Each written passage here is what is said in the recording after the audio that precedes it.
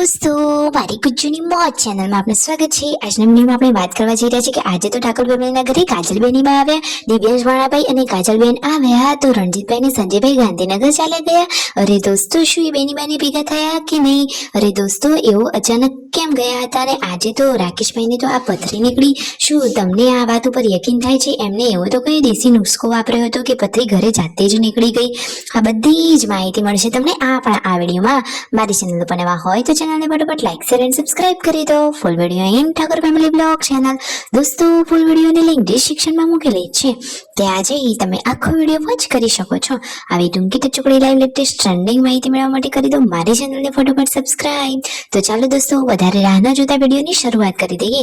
તમે વિડીયોમાં લાઈવ જુઓ કે રાકેશભાઈએ તો તેમના પથરીના પ્રોબ્લેમ માટે આ એકલા ખાટા લીંબુનો રસ નીકાળી લીધો છે અને ટ્રાય કરાયો જેન્સુ ને તો એને તો બહુ જ ખાટું લાગ્યું અને વીયુને એમ કે મને તો લીંબુ શરબત આપ્યું તો પછી તો એને ખાટું લાગ્યું તો એને તો રીસ ચડી ગઈ, એ તો રીસાઈ ગઈ ને પછી આ મિતાંશનો આ ચહેરાનો હાવભાવ તમે જુઓ તો ખરા।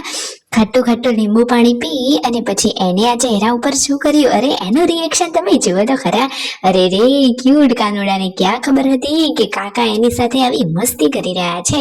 બધા જ લોકો એની જોડે હસી રહ્યા છે। પછી નાસ્તો કરી લીધો અને પછી મિતાંશને અહીંયા ખુરશી જોડે રમતા બેસવું છે।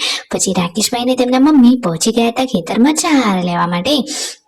ફાઇનલી ચાર લઈને ઘરે આવ્યા તો છોટું બેબી તો બિચારો એકલો ટગર જોઈને રમી રહ્યો છે, એકદમ શાંત અને ભોળું બગતડા જેવું છે। જુઓ તો ખરા કેવું શાંત એકદમ પડી રહ્યું છે, કોઈને હેરાન પણ કરતું નથી, સૌનું લાડકું છે। અને દોસ્તો રાકેશભાઈને આ પથરી નીકળી જુઓ તો ખરા। લીંબુ પાણી સતત પીવાથી તેમના પપ્પાએ ઘરે આ દેશી ઉપચાર કર્યો કે જેનાથી તેમને આ પથરી નીકળી ગઈ। જુઓ તો ખરા ખરેખર આ તો એકદમ દેશી ઉપચાર કહેવાય। તેમને આ પથરી બતાવી, જુઓ આટલી પથરી તો તેમને કેટલો બધો દુખાવો કરતી હતી અને ફાઇનલી આજે આ પથરી નીકળી ગઈ તો હવે એમને શાંતિ થશે। એ કહે છે કે હવે તો મારે પથરીનું દુઃખ ગયું અને એટલામાં જ હવે તો કાજલબેની બા ને દિવ્યાંશ ભાણાભાઈ ઘરે આવી ગયા છે। તો દોસ્તો ત્યાં બેસણું હતું દાદીમાનું, ત્યાં બેસવા માટે આવ્યા હતા કાજલબેની બા અને તેમના સાસરીથી પણ બીજા લોકો તેમની સાથે આવ્યા હતા। બેની બા તો આવતા આવે તો જ તેમના લાડકા ભત્રીજા એટલે કે છોટુ બેબીને રમાડી રહ્યા છે। શું બેની બા આવ્યા છે તો હવે નામ પાડીને જ જવાના છે કે પછી આવવાના છે?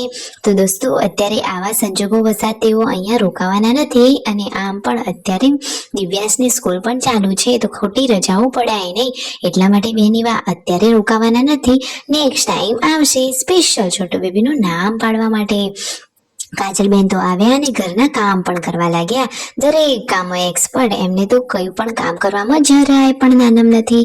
તેમની સાથે જે મહેમાનો આવ્યા હતા એમને જમવા પણ બેસાડી દીધા છે અને દિવ્યાંશ માટે આવેલી આ સબસ્ક્રાઈબરે મોકલેલી આ ગિફ્ટ એટલે કે જોરદાર મજાની થાર ગાડી એ જોઈને એ તો એકદમ ખુશ જ થઈ ગયો।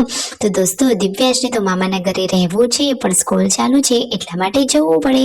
તો જુઓ એ તો તેના મામાના દીકરાઓને કેટલું સરસ રમાડી રહ્યું છે। આ ગિફ્ટ જોઈને એ તો એકદમ ખુશખુશાલ થઈ ગયો છે। હવે ઘરે જવા માટે નીકળી રહ્યા છે। આ ગાડી લઈને તેઓ આવ્યા હતા તો જુઓ આ રહ્યા કાજલબેની બા, એકદમ માન મર્યાદા સાથે રહેતા બેની બા એટલે જ આપણા કાજલબેની બા। કાજલબેની બાને થોડાક લીંબુ મોકલાવ્યા અને જુઓ તેમની સાથે જે મહેમાનો આવ્યા હતા બધા જ લોકો ગાડીમાં બેસી ગયા અને બધા જ લોકોને આવજો જજો કહી કાજલબેની બાએ પિયરીએથી વિદાય લીધી ને ચાલ્યા એ તો સાસરીએ। અને ઘરે જુઓ આ સાંજે પાર્વતી ભાભી શું પ્રોટીન બનાવી રહ્યા છે, પ્રોટીન પાવડર બનાવ્યો। શિલ્પા ભાભીનો વિડીયો કોલ આવ્યો તો સાસુ અને બહુ વિડીયો કોલમાં વાતચીતો કરી રહ્યા છે। શિલ્પા ભાભી હવે કેટલા દિવસ પિયરમાં રોકાવાના છે, ક્યારે આવવાના છે? અત્યારે ચાર લેવા તો તેમના સાસુને જવું પડે છે। મિતાંશ કાકા જોડે મસ્તી કરી રહ્યો છે। ફૂલ ફેમિલીમાં આખો દિવસ એકદમ સરસ ગયો। તમને માહિતી યોગ્ય સચોટ સાચી લાગી હોય તો ચેનલને ફટાફટ કરી દેજો લાઈક શેર એન્ડ સબસ્ક્રાઇબ કે જેથી આ ફેમિલીની અવનવી લાઈવ લેટેસ્ટ ટ્રેન્ડિંગ માહિતી સૌથી પહેલા તમને મળતી રહે। વાત સાચી લાગી કે નહીં?